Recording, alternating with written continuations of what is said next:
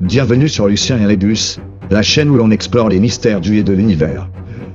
Aujourd'hui, on va parler d'une théorie qui pourrait bien expliquer tout ce qui nous entoure, du plus petit atome aux galaxies les plus lointaines. Mais alors, c'est quoi exactement la théorie des cordes?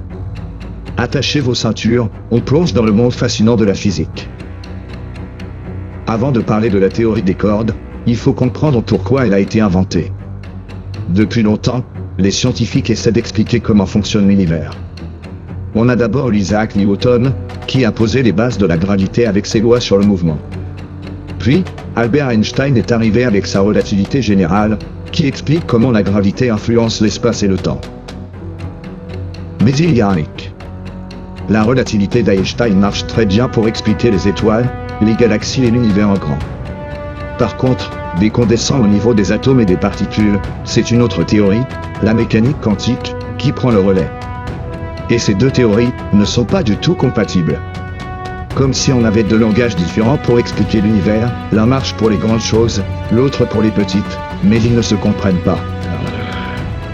Alors, comment unifier ces deux visions? C'est là qu'entre en jeu la théorie des cordes. D'habitude, on imagine que les particules élémentaires comme les électrons ou les quarks sont des points, de minuscules billes. Mais la théorie des cordes propose une toute autre vision. Et si, au lieu d'être de simples points, ces particules étaient en fait des minuscules cordes vibrantes? Imagine une corde de guitare, selon la façon dont elle vibre, elle produit des sons différents. Eh bien, la théorie des cordes dit que toutes les particules de l'univers ne seraient que des cordes ultramicroscopiques qui vibrent différemment.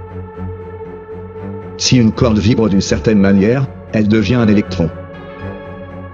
Si elle vibre autrement, elle devient un quark, ou encore un photon, qui est une particule de lumière. Autrement dit, toute la matière serait faite de ces minuscules cordes en vibration. La théorie des cordes a un énorme avantage, elle inclut la gravité. Contrairement à la mécanique quantique, qui exclut la gravité, elle pourrait être la clé pour unifier toutes les lois de la physique. Selon cette théorie, notre univers ne se limiterait pas à 3 dimensions d'espace plus 1 de temps.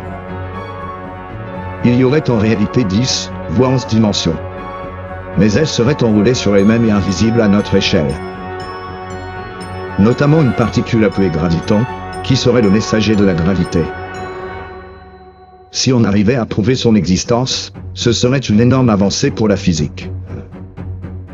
Mais, est-ce prouvé? Pas encore.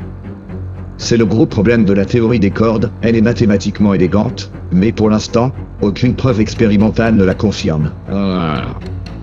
Et ce n'est pas tout. Il n'existe pas une seule théorie des cordes, mais des centaines de versions différentes. On ne sait même pas laquelle serait correcte, et certaines pourraient être impossibles à tester. Les cordes sont censées être des milliards de fois plus petites qu'un atome, donc impossibles à observer avec nos instruments actuels. Les expériences en laboratoire comme celle du CERN n'ont encore rien trouvé qui prouverait son existence.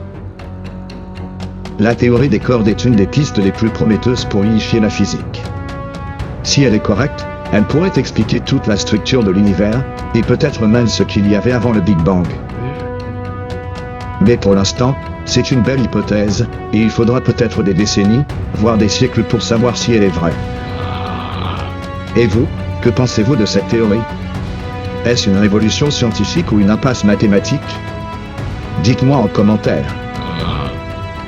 Si cette vidéo vous a plu, n'oubliez pas de liker, commenter et vous abonner à Lucien et Rébus pour encore plus d'explorations fascinantes. On se retrouve très vite pour une nouvelle question intrigante dans la série Mais c'est quoi?